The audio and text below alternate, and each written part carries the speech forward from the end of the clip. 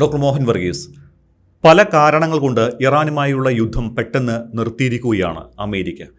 ട്രംപിൻ്റെ പുതിയ തീരുമാനം ഇസ്രായേലിനെ പോലും അമ്പരപ്പിച്ചുവെന്നാണ് പല വിദേശ മാധ്യമങ്ങളും റിപ്പോർട്ട് ചെയ്തിരിക്കുന്നത്. ഇറാനെതിരെ സംയുക്ത സൈനിക നീക്കങ്ങൾക്ക് ഇസ്രായേൽ തയ്യാറെടുക്കുന്നതിനിടയിലാണ് ട്രംപിന് മനമാറ്റമുണ്ടാകുന്നതും യുദ്ധം നിർത്തുന്നതും. പക്ഷേ നിലവിലെ തീരുമാനം ട്രംപിന് പുനഃപരിശോധിക്കേണ്ടി വരുമെന്നും കനത്ത ആക്രമണത്തിലേക്ക് യുഎസിന് വീണ്ടും കടക്കേണ്ടി വരും എന്നുമൊക്കെയാണ് ഇസ്രായേൽ നേതാക്കളുടെ നിലപാട് എന്ന് ഹീബ്രു മാധ്യമങ്ങൾ റിപ്പോർട്ട് ചെയ്തിട്ടുമുണ്ട്. ഇവിടെ ശ്രദ്ധിക്കേണ്ട ഒരു കാര്യം, ഇസ്രായേൽ പ്രധാനമന്ത്രി ബെഞ്ചമിൻ നെതന്യാഹു യുഎസിലേക്ക് പോകാനുള്ള തയ്യാറെടുപ്പിലാണ്. വൈറ്റ് ഹൗസിൽ ട്രംപുമായി അദ്ദേഹം കൂടിക്കാഴ്ച നടത്തുന്നുണ്ട് എന്നാണ് വിവരം. ഒരിക്കൽ നെതന്യാഹുവിൻ്റെ വാക്ക് വിശ്വസിച്ച് ഇറാനിൽ യുദ്ധത്തിന് വന്നതാണ് ട്രംപ്. ഇപ്പോൾ അവിടെ കുടുങ്ങിക്കിടക്കുന്നു, യുദ്ധത്തിൽ നിന്ന് ഊരിപ്പോരാൻ പറ്റാത്ത അവസ്ഥയിൽ. വെടിനിർത്തൽ കരാർ പൊളിച്ച് അമേരിക്കയെ ഇറാൻ അവിടെ കുഴിയിൽ വീഴ്ത്തുകയായിരുന്നു എന്ന് നമുക്ക് പറയേണ്ടി വരും. അതുകൊണ്ട് നെതന്യാഹു ട്രംപ് കൂടിക്കാഴ്ചയിൽ ലോകത്തിന് ആശങ്കയുണ്ടോ? നെതന്യാഹു ട്രംപ് കൂടിക്കാഴ്ചയിൽ ആശങ്കയേക്കാൾ കൂടുതൽ കൗതുകമാണ് ലോകത്തിനുണ്ടാവുക. ആശങ്ക എന്ന് പറയുമ്പോൾ എക്കാലത്തും നെതന്യാഹുവും ട്രംപും തമ്മിൽ കൂടിക്കാഴ്ച നടത്തിയതിന് ശേഷം അമേരിക്ക ഇറാനെതിരെയുള്ള ആക്രമണം കൂടുതൽ കടുപ്പിക്കുന്ന കാഴ്ചയാണ് കണ്ടത്. പിന്നെ കുറേ നാടകങ്ങളും ലോകം കണ്ടു. ഈ നാടകങ്ങളെന്ന് പറഞ്ഞാൽ ഇടയ്ക്ക് ട്രംപും നെതന്യാഹുവും തമ്മിൽ ടെലിഫോണിൽ ഒന്ന് സംസാരിച്ച് ചില വാക്ക് തർക്കങ്ങൾ, അസഭ്യ വർഷം, ഇങ്ങനെയുള്ള കാര്യങ്ങളെല്ലാം ഒരു കൗതുകപരമായി ലോകം കണ്ടു.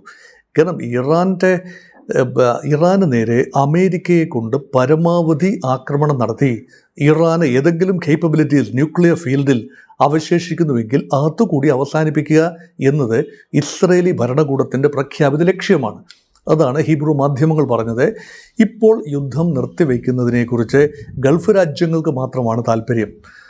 അമേരിക്കയ്ക്ക് ന്യൂട്രലാണ്. ട്രംപിനെ സംബന്ധിച്ചിടത്തോളം വേണമെങ്കിൽ മുന്നോട്ട് പോകാം, അല്ലെങ്കിൽ നിർത്തിവെക്കാം.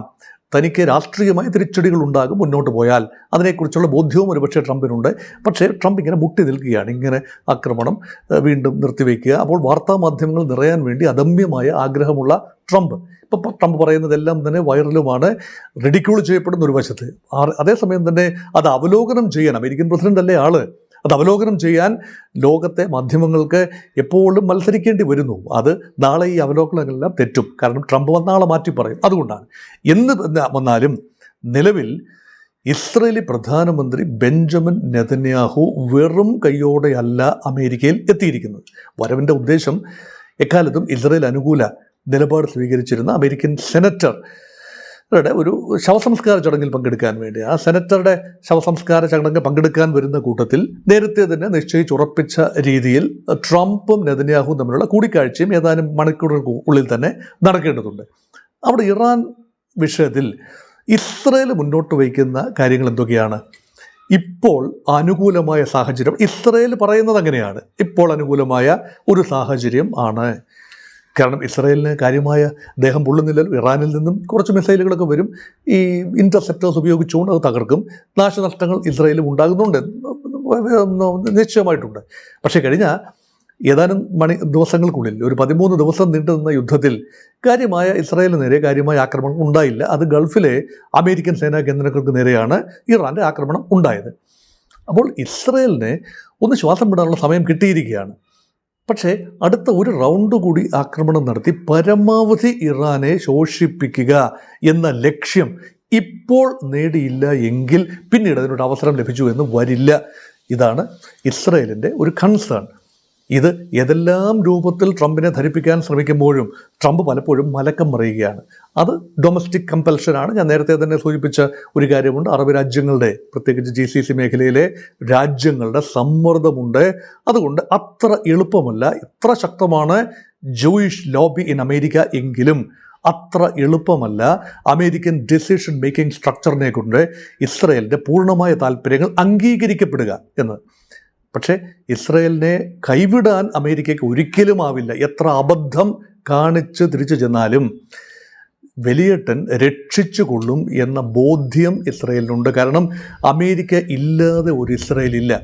ഇടയ്ക്കിടയ്ക്ക് ഒരു കലാപരിപാടി, ഒരു അനുഷ്ഠാനം എന്ന നിലയിൽ ഇനി അമേരിക്കയുമായിട്ട് ബന്ധമില്ലെങ്കിലും തങ്ങളുടെ സൈന്യത്തിൻ്റെ കാര്യം നോക്കിക്കൊള്ളാം, ധനസഹായമൊന്നും ഞങ്ങൾക്ക് വേണ്ട, ഞങ്ങൾ രണ്ട് കാലിൽ നിൽക്കാൻ പര്യാപ്തമാണ് എന്നൊക്കെയുള്ള വമ്പ് പറച്ചിലുകൾ ഇസ്രയേലിൻ്റെ ഭാഗത്തുനിന്ന് ഇടയ്ക്കിടെ ഉണ്ടാവും. അവർക്ക് ഓൺ കേപ്പബിലിറ്റീസ് ഇല്ല എന്ന് പറയാനാവില്ല. പക്ഷേ അമേരിക്കയാണ് ആ ആകമാന സിസ്റ്റത്തെ, ഒരു മേഖലയിലെ ഒരു സിസ്റ്റം മാത്രമല്ല, ഗ്ലോബൽ സിസ്റ്റത്തിൽ ഇസ്രയേൽ അമേരിക്കയുടെ സ്കീം ഓഫ് തിങ്സിലെ ഒരു ഭാഗമാണ്. അങ്ങനെ തന്നെയാണ് ഇസ്രയേൽ അമേരിക്കയെ കാണുന്നതും അമേരിക്ക ഇസ്രയേലിനെ കാണുന്നതും. അതിനെ ഒന്നും മാറ്റി നിർത്താൻ 1948 മുതൽ ഇന്നേ വരെ അതിനും വിരുദ്ധമായി ഒന്നും തന്നെ സംഭവിച്ചിട്ടില്ല എന്നതുകൂടി പരിഗണനാ വിഷയമാണ്. അവിടെ ഇപ്പോൾ ഇതാ വൊളോദിമിർ സെലൻസ്കി വരുന്നു. ഇദ്ദേഹം പോയി കഴിഞ്ഞാൽ, നെതന്യാഹു തിരിച്ചു പോയി കഴിഞ്ഞാൽ അടുത്ത് വരുന്നത് വൊളോദിമിർ സെലൻസ്കിയാണ്. ഇപ്പോൾ അമേരിക്കയുടെ 2 സഖ്യ രാജ്യങ്ങളാണ് എത്തുന്നത് ചർച്ചകൾക്ക് വേണ്ടി. ഈ ചർച്ചകൾക്ക് ഇപ്പോൾ ഒരു സമഗ്ര രൂപം വരികയാണ്. ഉക്രൈൻ റഷ്യ വിഷയം മാത്രമല്ല സെലൻസ്കി ട്രംപിനോട് സംസാരിക്കാൻ പോകുന്നത്. ഇറാൻ വിഷയം സംസാരിക്കേണ്ടി വരും. ഇറാൻ വിഷയത്തിൽ ഉക്രൈൻ നേരിട്ടോ അല്ലാതെയുമായ ഒരു ഇടപെടലും മുൻപ് നടത്തിയിട്ടില്ല. പക്ഷേ ഇപ്പോൾ ഇറാനിയൻ കപ്പലിനെ ഉക്രൈൻ ആക്രമിച്ച സ്ഥിതിക്ക്, ഇറാൻ്റെ മറുപടി രൂക്ഷമായ ഭാഷയിലായിരുന്ന സ്ഥിതിക്ക് ആ വിഷയവും വരും. അപ്പോൾ ഇതൊരു ഗൂഢമായ പദ്ധതിയുടെ ഭാഗമാണോ? സെലൻസ്കിയെ കൊണ്ട് ഇങ്ങനൊരു തീരുമാനം എടുപ്പിച്ചതിന് പിന്നിൽ അത് ഇസ്രയേലാണ് എന്ന ആരോപണമൊന്നുമല്ല ഞാൻ പറയുന്നത്. പക്ഷേ അങ്ങനെ സംഭവിച്ചിരിക്കുന്നു. അപ്പോൾ ഇസ്രയേലിനെ സംബന്ധിച്ചിടത്തോളം യുദ്ധം തുടരണമെന്ന് ആഗ്രഹമുണ്ട്. സെലൻസ്കിയെ സംബന്ധിച്ചിടത്തോളം ഒരു പരിധിവരെ ആ സംഘർഷവും അവിടെ തുടർന്നെങ്കിൽ മാത്രമേ ഉക്രൈന് നിലനിൽക്കാനാവൂ. കാരണം എല്ലാം സമാധാനം ആയിക്കഴിഞ്ഞാൽ, ഏതെങ്കിലും കാരണവശാൽ മുമ്പ് ചിന്തിച്ചതുപോലെ ഡൊണാൾഡ് ട്രംപും വ്ളാഡിമിർ പുടിനും റഷ്യൻ പ്രസിഡന്റും തമ്മിൽ സന്ധിയായി കഴിഞ്ഞാൽ ഉക്രൈൻ്റെ കാര്യം കട്ടപ്പുക.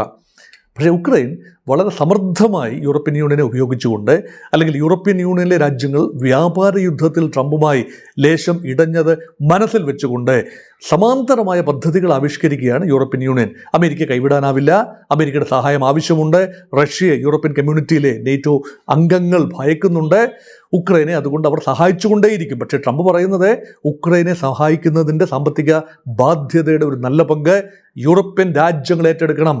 തങ്ങൾക്കല്ല സുരക്ഷാ ഭീഷണി റഷ്യയിൽ നിന്നും, അത് യൂറോപ്യൻ രാജ്യങ്ങൾക്കാണ്. അതുകൊണ്ട് ചെലവിൻ്റെ നല്ല പങ്ക് യൂറോപ്യൻ യൂണിയൻ അല്ലെങ്കിൽ നെയ്റ്റോ സഖ്യരാജ്യങ്ങൾ, യൂറോപ്പിലെ രാജ്യങ്ങൾ ഫ്രാൻസും ബ്രിട്ടനും ഒക്കെ ചേർന്നെടുക്കണം, ജർമ്മനിയും എല്ലാം ചേർന്നെടുക്കണം എന്നാണ് ട്രംപ് പറയുന്നത്. ഇതെല്ലാം തന്നെ പരിഗണനാ വിഷയമാണ്. അതുകൊണ്ട് ഇപ്പോൾ നിലവിൽ യൂറോപ്യൻ രാജ്യങ്ങൾ ഒന്നും തന്നെ ഇറാനെതിരെയുള്ള യുദ്ധത്തിൽ പങ്കാളികൾ അല്ല. മുൻപ് സദ്ദാം ഹുസൈനെതിരെ 2 പ്രാവശ്യം യുദ്ധം ചെയ്തപ്പോൾ യൂറോപ്യൻ രാജ്യങ്ങൾ, നേറ്റോ രാജ്യങ്ങൾ സഖ്യമായി നിന്നുകൊണ്ട് അമേരിക്കൻ സേനയോടൊപ്പം ചേർന്ന് നിന്നുകൊണ്ട് പൊരുതിയത് ഓർമ്മിക്കുമല്ലോ. ഇപ്പോൾ അങ്ങനെയല്ല. ഇപ്പോൾ അമേരിക്കയും ഇസ്രയേലും ഏതാണ്ട് യൂറോപ്പിൽ നിന്നും ഇൻസുലേറ്റഡായി ഡിസ്റ്റൻസ് പാലിച്ചുകൊണ്ട് തങ്ങളുടേതായ രീതിയിൽ നീങ്ങുന്നു. യൂറോപ്യൻ സമൂഹത്തിനും കൂടെ രംഗത്ത് വരേണ്ട അവസ്ഥ വന്നാൽ അതിൻ്റെ നേട്ടം ഇസ്രയേലിനാണ്, അതിന് നേട്ടം അമേരിക്കയ്ക്കാണ്. അത് സാധിക്കുമോ? അതുകൊണ്ടാണ് ഈ 2 നേതാക്കളും യൂറോപ്യൻ യൂണിയൻ്റെ ഭാഗം ആ രീതിയിലല്ല എങ്കിലും, നെയ്റ്റോയുടെ ഭാഗമായി ഇപ്പോഴും ഉക്രൈൻ മാറിയിട്ടില്ല എങ്കിലും, നെയ്റ്റോയുടെയും യൂറോപ്യൻ സമൂഹത്തിൻ്റെയും പരിഗണന ഉള്ള രാജ്യമാണ് ഉക്രൈൻ. ഉക്രൈൻ ഇപ്പോൾ യുദ്ധരംഗത്തേക്ക് വരികയാണ്. നേരിട്ടല്ല എങ്കിൽ പോലും ഒരു കപ്പൽ ആക്രമിച്ചതുകൊണ്ട് ഇനിയും ആക്രമിക്കാൻ മടിക്കില്ല എന്ന രീതിയിലാണ് വൊളോദിമിർ സെലൻസ്കി ഇപ്പോൾ പറഞ്ഞു വെച്ചിരിക്കുന്നത്. ബ്രിട്ടീഷ് പ്രധാനമന്ത്രി, പുതിയതായി ചുമതലയേറ്റെടുത്ത ബ്രിട്ടീഷ് പ്രധാനമന്ത്രിയുമായി കഴിഞ്ഞ ദിവസം നടത്തിയ ചർച്ചയിൽ, ലണ്ടനിൽ വെച്ച് നടത്തിയ ചർച്ചയിൽ പറഞ്ഞത് അങ്ങനെയാണ്: തങ്ങൾക്ക് ലോങ് റേഞ്ച് മിസൈലുകളുണ്ട്, അത് ഉപയോഗിക്കാൻ തങ്ങൾ തയ്യാറാകും. റഷ്യൻ ഇൻട്രസ്റ്റ് എവിടെയെല്ലാം ഉണ്ടോ അവിടെയെല്ലാം തന്നെ തങ്ങളുടെ ആയുധങ്ങൾ, മിസൈലുകൾ കടന്നു ചെല്ലും. അപ്പോൾ ഇറാൻ തങ്ങൾക്കൊരു വിഷയമല്ല എന്ന രീതിയിൽ ഒരു ഹോക്കിഷ് നിലപാടാണ് വൊളോദിമിർ സെലൻസ്കി എടുത്തിട്ടുള്ളത്. അപ്പോൾ പുടിൻ അടങ്ങിയിരിക്കുമോ? ഒന്നും പറയുന്നില്ല, പരസ്യമായി ഒന്നും പറയുന്നില്ല. ട്രംപ് കഴിഞ്ഞ ദിവസം പറഞ്ഞു കഴിഞ്ഞു, പുടിനോട് ഞാൻ സംസാരിക്കുന്നുണ്ട്. പുടിൻ ഇതുവരെ ഒരു വളരെ സൗഹാർദ്ദപരമായിട്ടാണ്. പുടിൻ നേരിട്ട് ഇറാനെ സഹായിക്കുന്നതായി അറിയില്ല. അങ്ങനെ എങ്ങാനും സംഭവിച്ചാൽ കളി മാറും എന്ന രീതിയിലും ട്രംപ് പറഞ്ഞു വെച്ചു. പക്ഷെ നമുക്കെല്ലാം അറിയാം ട്രംപ് അങ്ങനെയൊക്കെ പറയും. പക്ഷേ പുടിനാണ് ഇറാൻ്റെ പിന്നിൽ.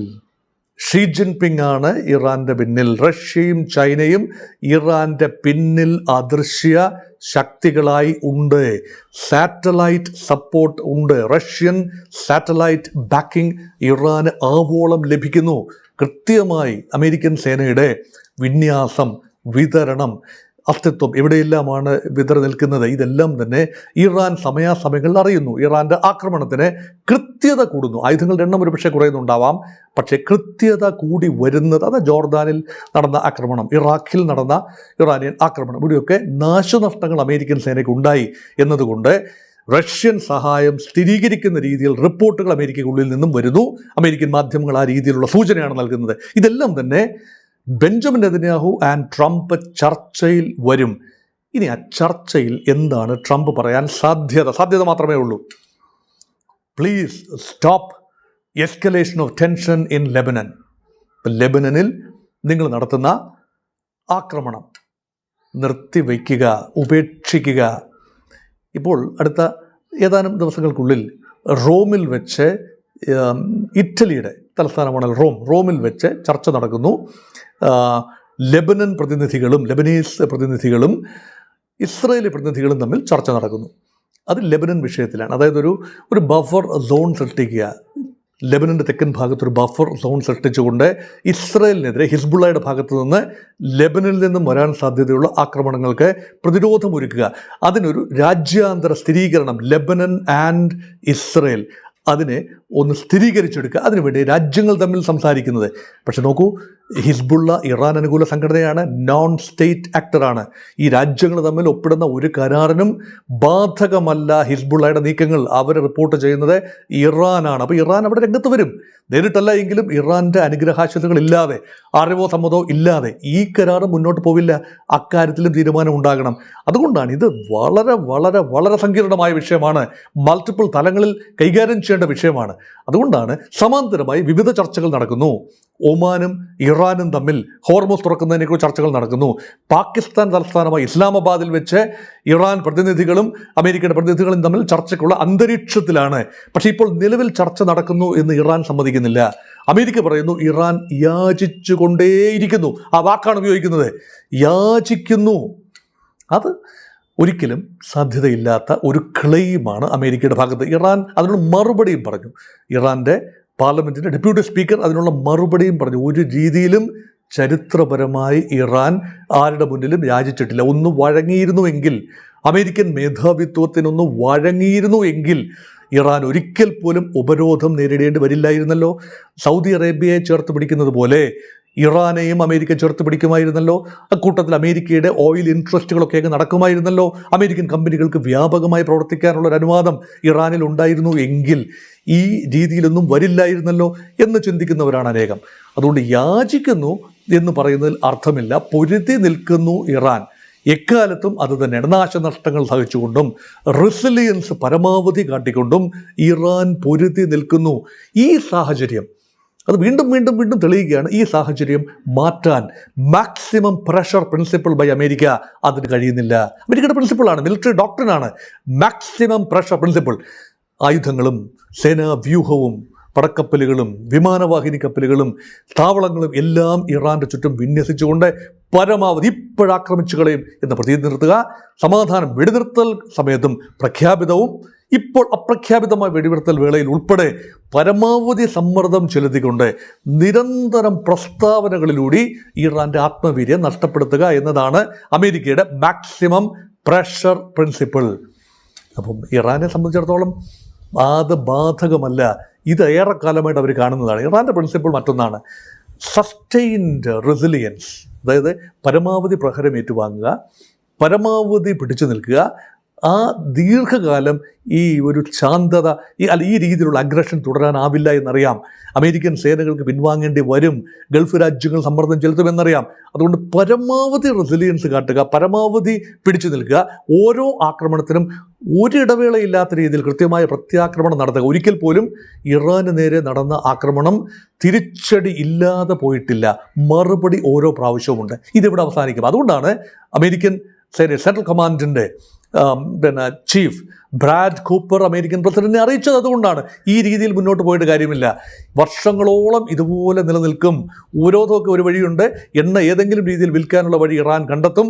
അല്ലെങ്കിൽ ചൈനയുടെയും റഷ്യയുടെയും സഹകരണമുണ്ട്. അല്ലെങ്കിൽ കാസ്പിയൻ സീ റൂട്ടിലൂടെ കൂടെയൊക്കെ പിടിച്ചു നിൽക്കാൻ ഇറാന് കഴിയും. അതുകൊണ്ട് ഒരു രീതിയിലും ഈ തന്ത്രങ്ങൾ മാറ്റിപ്പിടിച്ചേ പറ്റൂ. ഇങ്ങനെ മുന്നോട്ട് പോകാനാവില്ല. ഈ കാര്യങ്ങളും ഒരുപക്ഷെ അടുത്ത ഒരു 3-4 ദിവസത്തിനുള്ളിൽ ഈ കാര്യങ്ങളിൽ ഒരു ചെറിയ ധാരണ ഉണ്ടാകേണ്ടതുണ്ട് അമേരിക്കയുടെ ഭാഗത്ത്. അതിനുശേഷം ഒരുപക്ഷെ യുദ്ധം പൂർവാധികം ശക്തമായി പുനരാരംഭിക്കാനുള്ള സാഹചര്യം ഒരുങ്ങിയേക്കാം. അങ്ങനെയാണ് അമേരിക്ക പറയുന്നത്. ഈ ചർച്ച പരാജയപ്പെടുകയാണ്. ചർച്ച ഉണ്ടെന്ന് ഇറാൻ പറയുന്നില്ല, പക്ഷെ അമേരിക്ക പറയുന്നു ചർച്ചയുണ്ട്. ഇപ്പോൾ നടക്കുന്ന ചർച്ചകൾ പരാജയപ്പെട്ടാൽ പൂർവാധികം ശക്തമായി അമേരിക്ക ആഞ്ഞടിക്കും. ഇത് പല പ്രാവശ്യം ആഞ്ഞടിച്ചിട്ടുണ്ടല്ലോ. എന്നിട്ട് എന്താ സംഭവിച്ചത്? ആഞ്ഞടിക്കും എന്ന് പറയുന്നു. ചിലപ്പോഴൊക്കെ ആഞ്ഞടിക്കുകയും ചെയ്യുന്നുണ്ട്. നാശനഷ്ടങ്ങൾ വീണ്ടും വീണ്ടും വീണ്ടും ഉണ്ടാവും. പക്ഷേ ഇറാൻ എന്ന രാജ്യത്തിനെ കീഴടങ്ങാനാവില്ല എന്നതാണ് ഇപ്പോൾ തെളിയുന്നത്. ഇറാൻ കീഴടങ്ങാൻ ഉദ്ദേശിക്കുന്നില്ല. ഈ ഭരണകൂടം മാറാൻ ഉദ്ദേശിക്കുന്നില്ല. ആണവ പദ്ധതിയിൽ നിന്ന് പിന്മാറാൻ ഉദ്ദേശിക്കുന്നില്ല. ഹോർമൂസ് വിട്ടുകൊടുക്കാൻ ഉദ്ദേശിക്കുന്നില്ല. ഹോർമൂസ് ഇപ്പോഴും തങ്ങളുടെ പ്രതിരോധത്തിൻ്റെ, തങ്ങളുടെ തന്ത്രത്തിൻ്റെ, തങ്ങളുടെ ആകമാന സ്കീം ഓഫ് തിങ്സിൻ്റെ കുന്തമുനയായി ഇപ്പോഴും നിൽക്കുന്നു. അപ്പോൾ ആ പൊസിഷനിൽ ഒരു കൺസിസ്റ്റൻസി ഉണ്ട്. അത് ഇറാനെ അനുകൂലിക്കുന്നവരും എതിർക്കുന്നവരും ഒക്കെ സമ്മതിക്കുന്ന ഒരു കാര്യമാണ്. അതിനകത്തൊരു കൺസിസ്റ്റൻസി ഉണ്ട്. ഒരു ചെറിയ എല്ലാ കാര്യങ്ങളും ന്യായമെന്നല്ല പറയുന്നത്, പക്ഷേ നിലപാടുകൾക്കൊരു കൺസിസ്റ്റൻസി ഉണ്ട്. അമേരിക്കൻ നിലപാടിന് മാത്രമാണ് ഇൻകൺസിസ്റ്റൻസി ഉള്ളത്. ഇസ്രായേലിൻ്റെ നിലപാടിനും കൺസിസ്റ്റൻസി ഉണ്ട്. സ്ഥിരമായി ഇസ്രായേൽ പറയുന്ന കാര്യം ഇറാനെതിരെ ഉള്ള കാര്യമാണ്.